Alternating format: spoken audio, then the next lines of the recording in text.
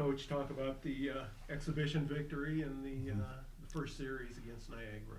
Yeah, it was great to get an exhibition game under our belt, especially against such a good team. Mankato was definitely a fast game. We had Coach Peter Aubry, who's in his first year with us, just kind of turning to me during the game and go, "Wow, this is high tempo, high paced, and doesn't look like two teams that are just playing their first game." So again, really good to have a good quality opponent there to get some good feedback on the game, and definitely got some good stuff to work on, some things to continue to do well, and that should help us prepare here for a tough opponent against Niagara here to start the season. What was the biggest surprise from the exhibition? You said there was some good feedback to work on. What surprised you? Yeah, again, I think just how good Mankato looked, and just how high a tempo the game was, and again, it looked like there was a lot of plays being connected out there. Definitely kept you on your toes and forced our guys to make sure they're adapting good. So that's what you want as a coach. You want some good video to review and show guys things they're doing well, but then also show things we got to get better at. And so definitely found a few things that we got to keep improving at in order for us to be successful. And when you have that kind of live feedback, I think it's really valuable for your players. So definitely things we had to focus on for this week to continue to grow at. Last week you said you were kind of figuring out those lines still. Do you feel like last week kind of helped answer some of those questions? I think so. We played everybody, so again, it's a little bit less flow to the game when you're playing five lines and more players than you would normally play in a game. But I think it's also important to give everybody that opportunity to get a taste of college hockey and to get some experience. And now we're trying to keep our lines a little bit the same right now for this week to get a little chemistry here going into the weekend here when we're playing for real. So the lines have been together for a couple weeks now here, so hopefully there's some good energy and chemistry amongst themselves here to head into the weekend here for the games. One of the bright spots, the goaltending, Coach. Just talk about that. Yeah, both goaltenders were excellent. I think just from an individual standpoint, it's always nice to see both goalies, play so well, and they should gain a lot of confidence here heading into non-conference play. So I thought both guys were played extremely well, and they've been working extremely hard here with the team and Coach Aubry. So it's nice to see those guys have a good start to the exhibition game, and that should carry over here to this weekend. Concern about getting outshot 38-13? Yeah, a little bit. I mean, when you watch the video back again, I thought we did really well at the start, and they got a couple of power plays, and they kind of settled in a little bit there. Again, when you do kind of chances again, it wasn't that lopsided for quality chances there, but again, some things to work on. I thought we needed some more sustained O-zone time than we had. I thought we were one and done a little bit there, so something we're working on there. And then I thought they did a really good job pinching their defensemen down, and it was tough on our wingers to exit the zone, which led to some more sustained time for them. So again, that's what you want, right? You want things that you need to improve at, and it's nice when you can watch the video back and help teach and coach and help these guys get better at that. So again, I thought credit to Mankato. I thought they played well too. So it was perfect exhibition game. Last week, Sullivan kind of talked about how important that last series last year against Niagara was. Has that been a motivator this year? Has that been a message you guys are reflecting on the last year and just knowing how important this series against Niagara is? Yeah, again, I think our guys are smart guys, and they're well adversed on what's going on, not only last year but also currently this year. If you look around the country, there some teams started their season last weekend and lots of upsets, right? Lots of St. Cloud getting beat, and one goal game, Penn State being in a one goal game with Long Island, and so it's not a with the transfer portal now, right? I think the top teams get stronger; they can reload very quickly, but also the maybe traditional bottom teams also add a lot of quality players to their roster too. So just watching Niagara on video, to me, they're much improved from last year.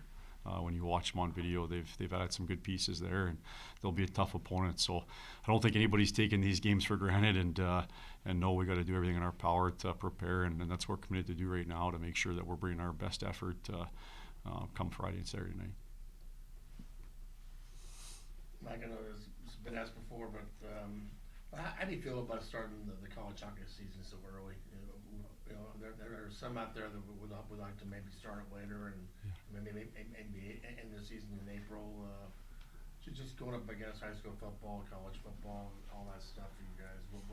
Where do you stand on that? Yeah, for sure. I mean, I'm anxious to get playing. But I think if they did that and they pushed our time with our players back, I think it could be appropriate to start later.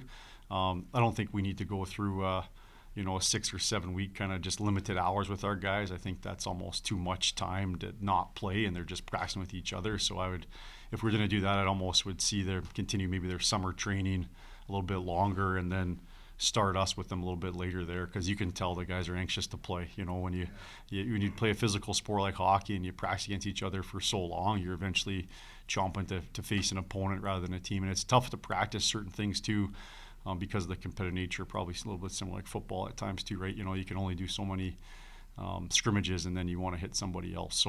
So I think if they were going to do that, I think to push maybe back the start of our coaching time with them, that would be fine. But I'm always excited to start the season too. So, but I hear what you're saying for sure. Yeah. Are there any players definitely out this weekend, Coach?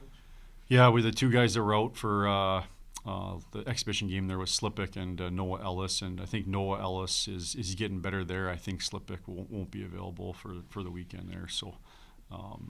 Disappointing, but that's what happens, injuries there, and opportunity for other guys to step up. And then we'll see how Noah does. He did his first practice, I think, full yesterday there, so we'll see how he's feeling there come the weekend.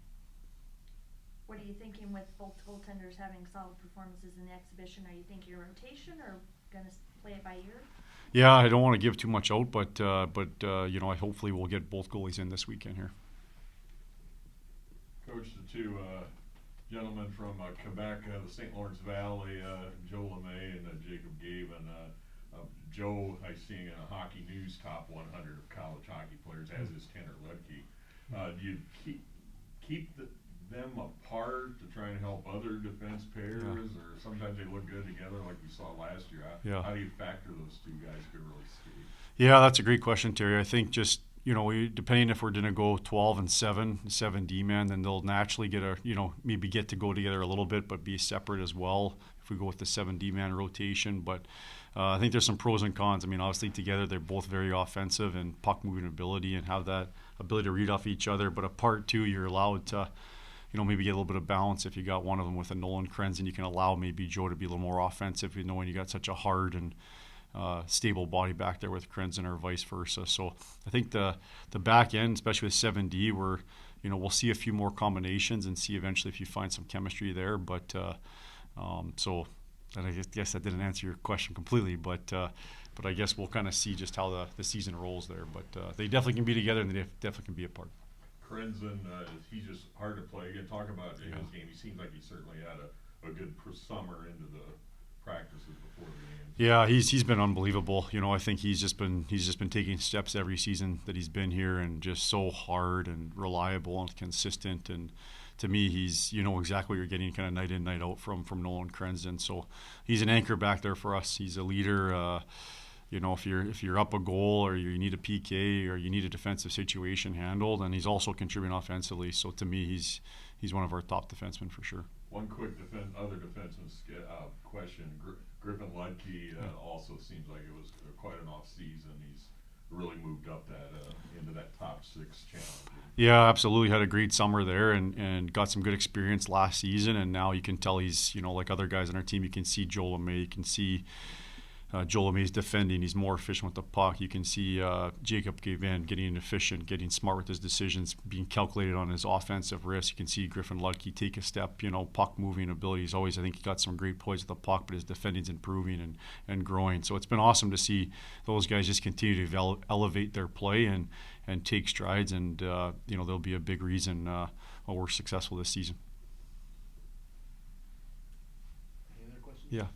Miller gets your goal Saturday night. He's coming off a career year offensively. How would you assess where his game is at as you get ready to start the season? Yeah, great. I mean, he's another guy that practices like he plays. I think that's the sign of a true professional. If you look at the guys that have successful when they leave college and do well professionally, it's always the guys that are kind of the same thing. Like Mason Morelli comes to mind, just signed his NHL contract at 27 and a huge contract, and he was the same day in and day out.